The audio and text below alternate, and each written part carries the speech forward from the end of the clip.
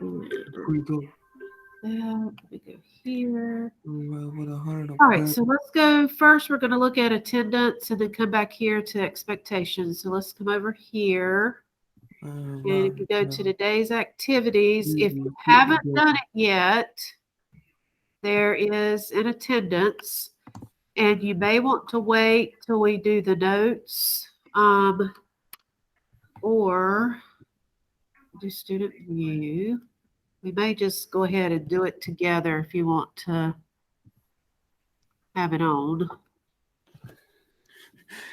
I'm in student view. So with my second block, I had already submitted, but yours should say submit assignment here. When you click on it, it will, I don't know what that means, but okay. Your text box will pop up, but yours should be blank. And so an independent variable in an experiment. So I'm going to go ahead and give you the answers, and then we're going to talk about it. This is what is considered the cause, or it is what is changed in an experiment.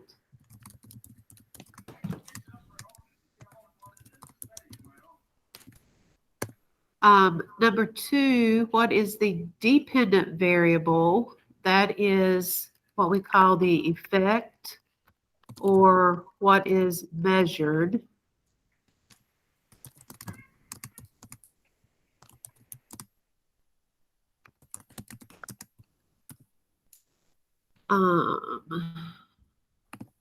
The control group. You need a control group. That's your normal group. You need it for comparison. You need something to compare the experimental group to. Comparison. If I can get it typed, spelled right.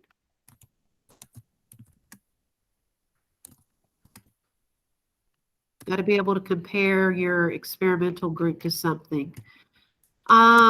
So I guess in the room that you are in, make a qualitative observation, or if you can remember what the classroom looks like.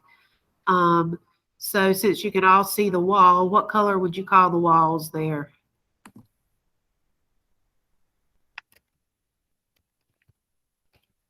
I'm going to call it cream. You may see them as white. They're ugly. They're, anyway, yes. Ugly is an opinion, so that's not, so they're cream. Or you could say, oops, what did I just do? You could say the paint is peeling on the walls.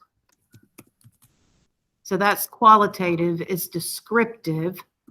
Quantitative would be counting something. So 1, 2, 3, 4, 5. I have 5 student tables.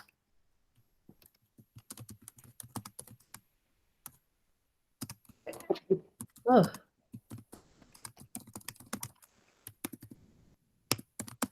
And then you would submit.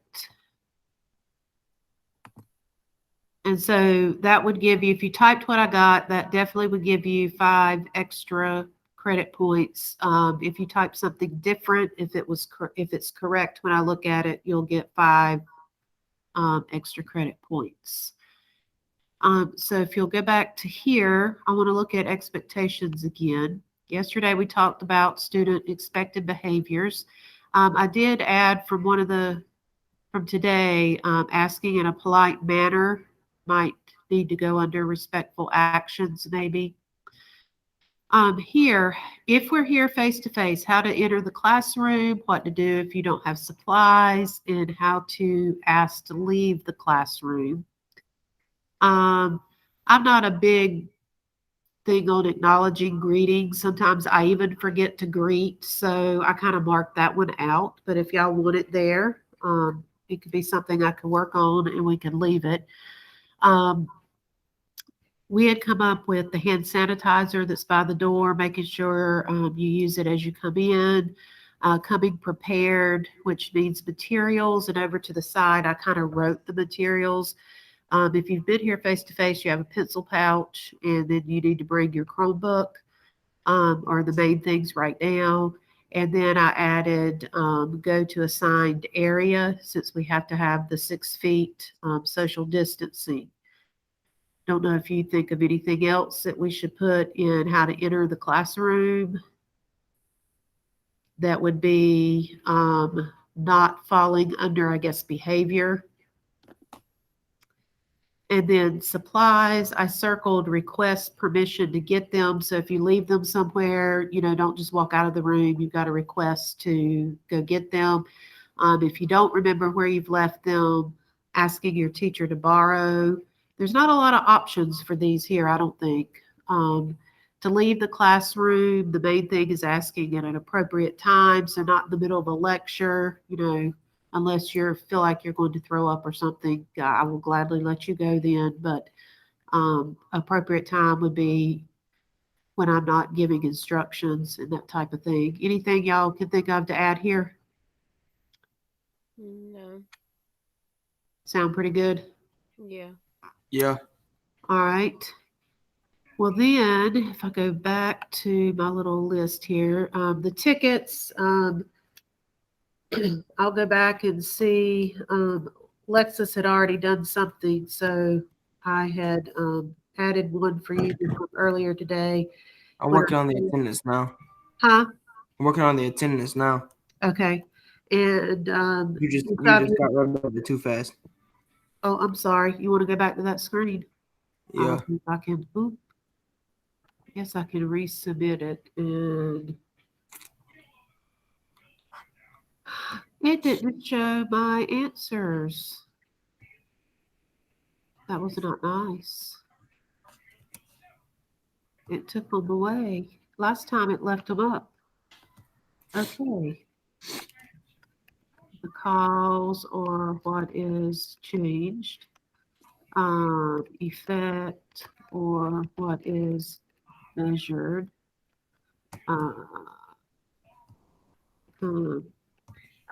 Comparison for, we said cream, walls, paint, peeling on walls, and then 5 is 5 student tables.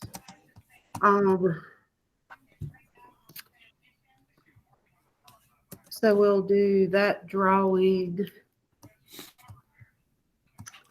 at the end. I may come up with some other options. I'm not too fond of a lot of the options that they have there. I've got to think about it over the weekend and see what I'm going to do where the tickets are concerned. So let me know when you're good with that, Camden. All right.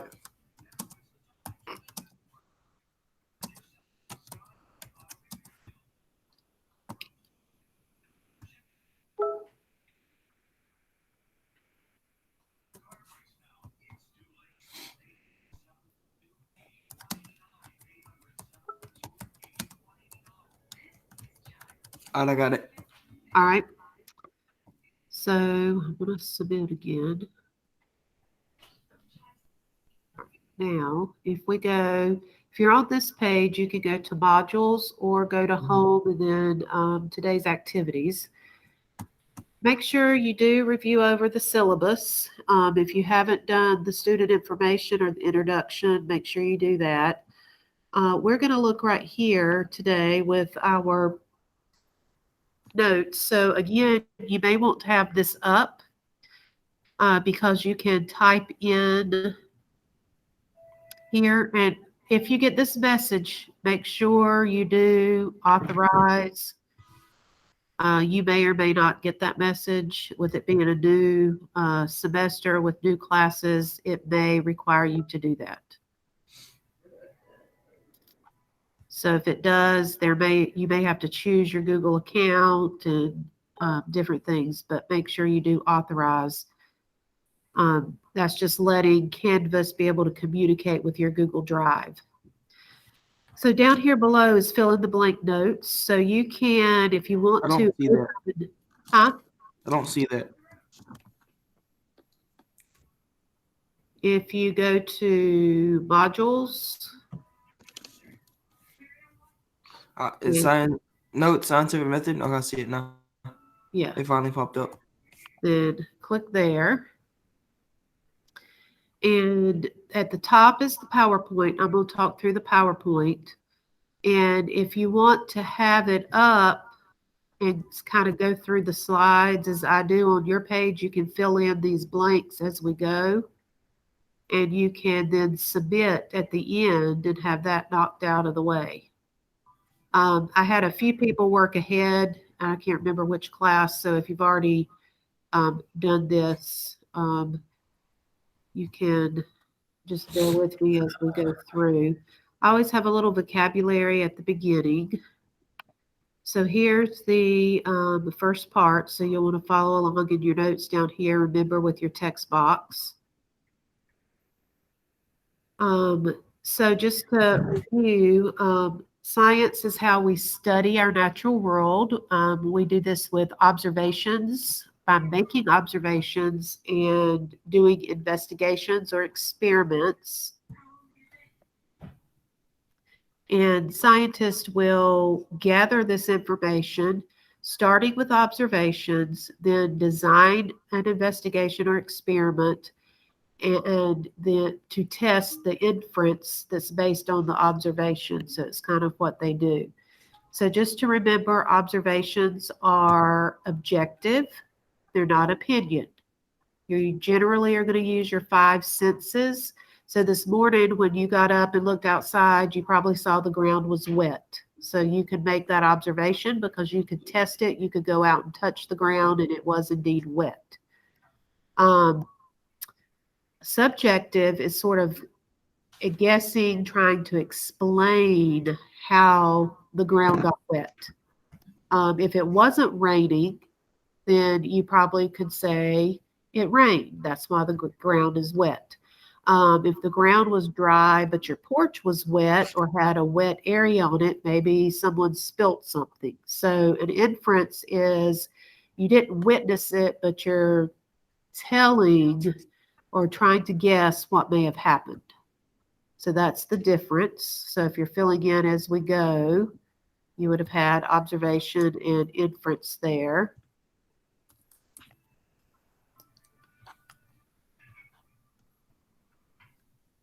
Here's an example here. If I were making observations, somebody want to give me an observation about the picture? What do you see? It's a baby on a computer. All right. So, and I wouldn't say on, I would say maybe touching the computer. Okay. So you can see a baby. You see he's touching or she. We see a computer. You can even go into, the baby's got blue eyes, a striped shirt, gray pants. Those are all observations. An inference would be that mom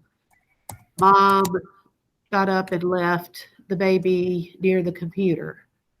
We don't know. We don't know why the baby is in front of the computer, but that would be an inference. You could say that the baby's messing up mom's work. Well, we don't know for sure, even if the computer's on. So that would be an inference. So just to give you an example. In science, we have laws and theories. In physical science, we'll do quite a bit with laws, like Newton's laws of motion. These are describing how things happen in nature. So it's a description, where a theory is trying to explain why. Why are things happening? In biology, a big one is the evolutionary theory or theory of evolution. So explanation of why for theory, description for law. So laws cannot become theories, nor theories laws. So all theories will start off as a hypothesis until they are substantiated by evidence, and then they become a theory because they're explaining. They are not describing. They're giving an explanation. So again, if you're following along, you had a few blanks there. Now we're going to get into the specific parts of the scientific method.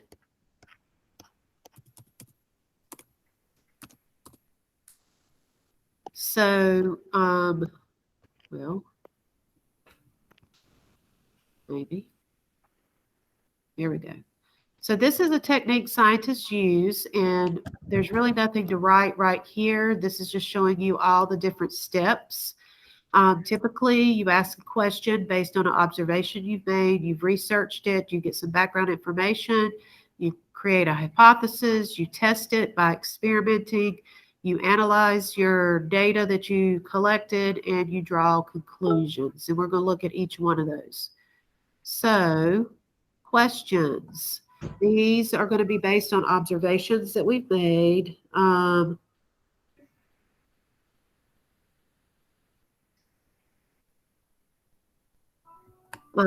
so it's all going to be based on these observations. Now, the observations we're going to use to create the question. So it's going to define the purpose or the reason we're going to do the experiment. You're going to look for reliable sources. And if we were writing up an actual lab report, this is what you would include in your introduction. You want credible or reliable, trustworthy sources. You'd want a past experiment that's been done by a scientist, that's been published in a journal or some type of scientific magazine. You'd want a .gov site or a .edu site or a .org site.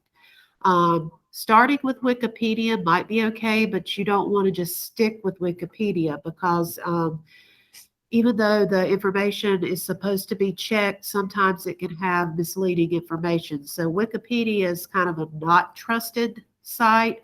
It gives you some basics, but you really want specifically scientific journals or scientific type websites for what we're doing.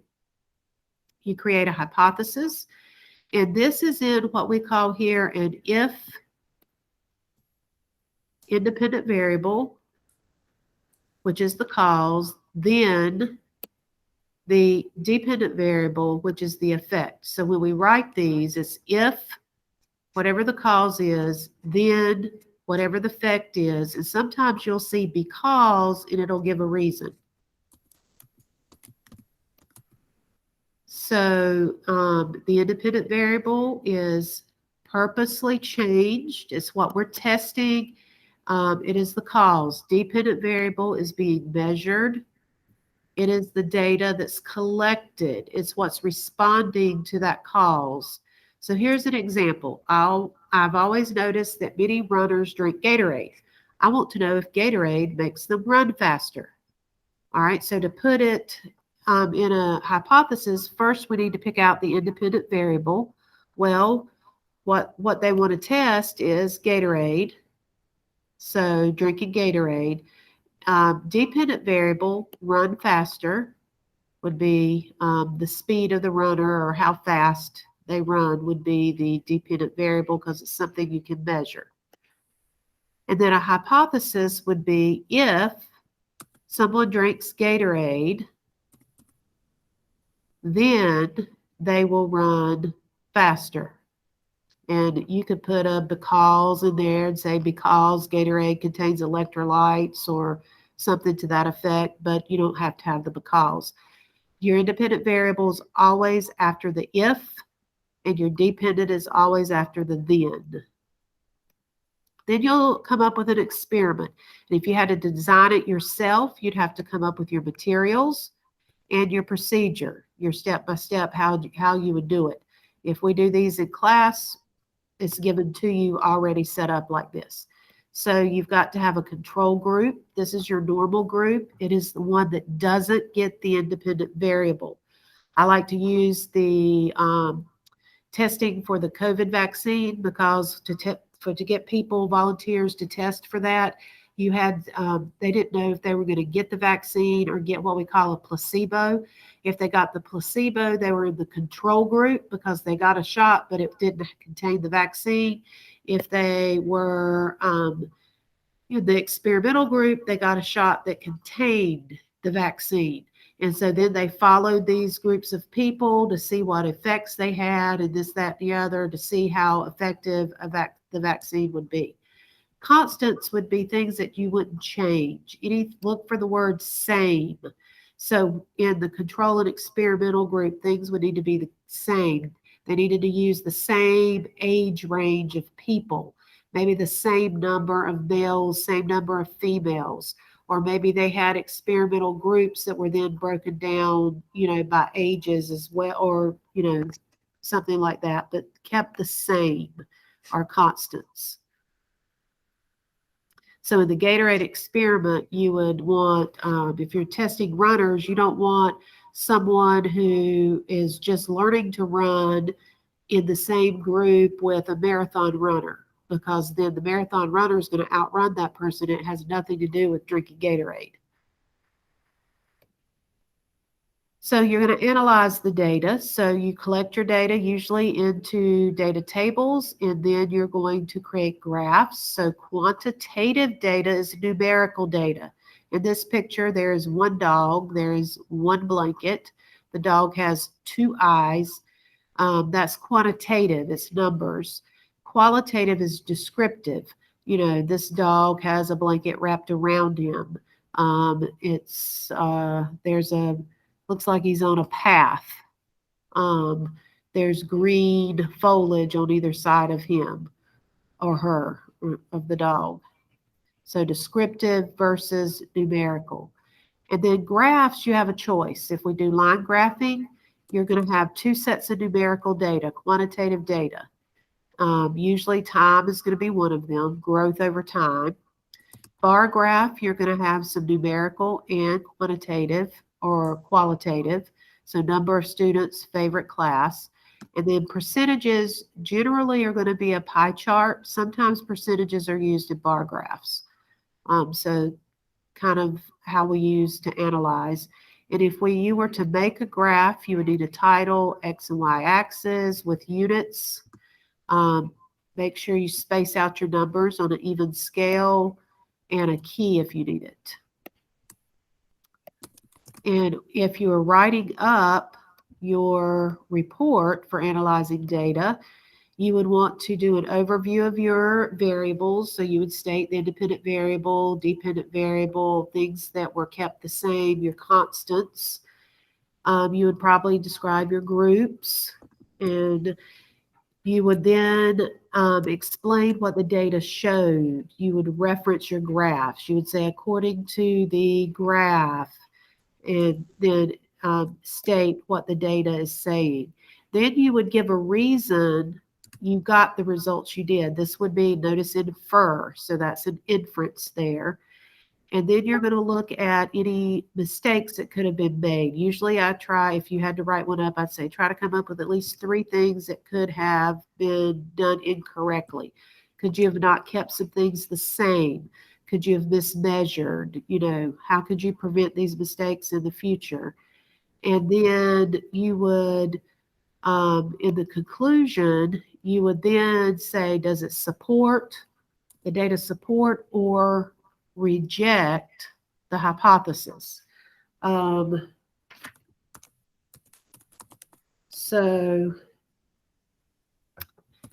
usually what you've learned, and then how can this relate to the world? Oops, go back to that last slide. So that is kind of an overview of everything there in here. And if you're able to follow along, hopefully you have your notes finished. Now at the end here, you don't have to do this last part here. If you do, that's fine, but you don't have to. The summary, just filling in the blanks is fine. If you did do that while we did it, you can submit. With this, I think you have to actually click back over here. Sometimes when I do the embed camis, it doesn't take you back. And I did realize I can make these to where the CAMI document opens in a separate tab and it makes it bigger. If you think you would like that, I can, from this point on, make them pop up in a separate tab, and so that they're a little bit bigger for you. It would take up the whole page instead of being small. but it's up to you. You just let me know what you would prefer. All right, if we go back here, if you had me last year, you know about Ed Puzzles, and this may have been the same one you watched last year or last semester, Camden. If it is, I'm sorry. But you're going to click on Ed Puzzle video, and it should show a video, and mine's going to be different because it's not going to like me that I'm in student view, but you should have a picture there of a video that you would then watch and answer the questions. You can do that later. We're not going to deal with that right now. I do want to go through one of these on the practice with you. So if you can click on the scientific method practice, I want to do number 1 with you. And this will be in the video I post, so if you don't get it down while we're doing it, then you can go back to the video. So what you're going to do here is you can get your tool here. I like the drawing tool, or you can get one where you're highlighting, and you need to read this. Maggie loves fresh brownies, and her grandma told her if she places, I'm going to underline if, a piece of bread in the storage container with the brownies will stay fresh and moist. If more than likely tells me hypothesis. So I'm going to use that information when I go to write a hypothesis. Maggie decides to test this idea. She bakes a batch of Betty Crocker brownies. She places 6 brownies in 6 individual Tupperware containers. Each brownie is the same size and the same location. She adds a piece of bread, and I'm going to do IV here, to 3 of the brownies and leaves the other 3 alone. And so this is going to be my control. I'm going to put a C there for control so I can remember. Each day, she measures the moistness, so that's going to be my DV. Oops, that should be a V. And records her results. So over here, I'm going to click on my T tool. Independent variable, I had it labeled is a piece of bread. Dependent variable, I had it labeled when I read, and it is moistness. Or you could say how moist the brownies are. And then hypothesis, I'm going to look at my if, and that's what I'm going to write here. If a piece of bread is added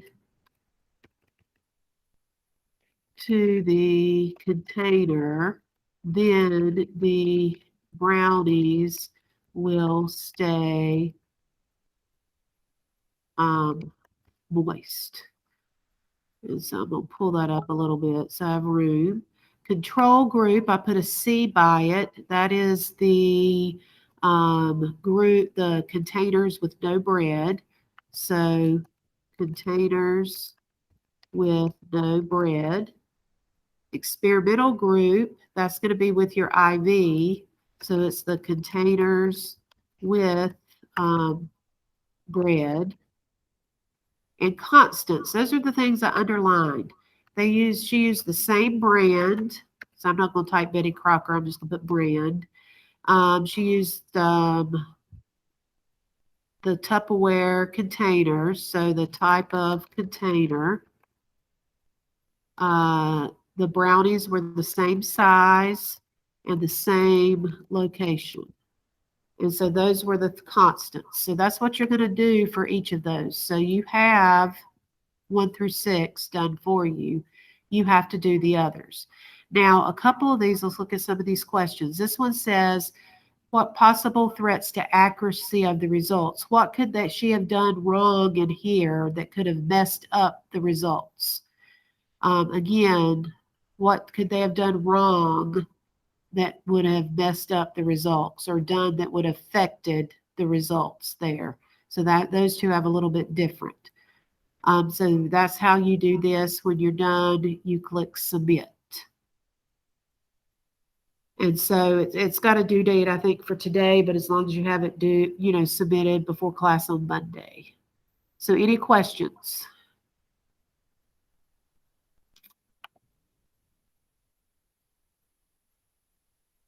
Any questions on that? So No. if you did the notes with me, you just had the video and the practice to work on. We did the one practice together. So next week we meet same time, Monday, Tuesday, Wednesday, Thursday. Friday, I'm available if you need me. It's back to the normal remote Fridays, but you will have assignments up there because we keep working. So you just let me know if you have questions. That following Monday, the 18th, we have off, and unless they change their minds, we're supposed to come back face-to-face on the 19th. Okay, so just 4 more Google Meets next week. So any questions? We good? All right, I'll do the little drawing. Like I said, I may decide to do something else with, so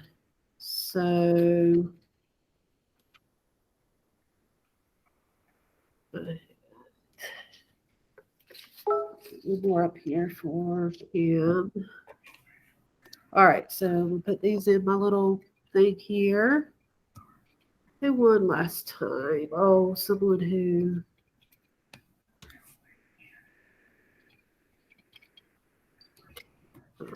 So let's see, Lexus. So you're going to, I'm going to spin here. Like I said, I may change what this might give you a different option later, but right now we're going to use this. So I'm going to click here. And it says a free problem. So that just means that on one of the homeworks or practices, if there's one that you're struggling with, you can type in free problem there and I'll give you credit for it. Okay. Like I said, I may change these later. Now the rest of these, oh, I feel like I'm gonna sneeze. I will put over here and I'm gonna go put them in Miss Kruger's master little bag, and she'll be doing a drawing at some point. All right, well, if no questions, that is all I have for today. Let me know if you get stuck on anything assignment wise, but try to stay up on the assignments so we don't get behind. Okay? Okay. All right. All right. Have a good weekend. All right. All right. Bye.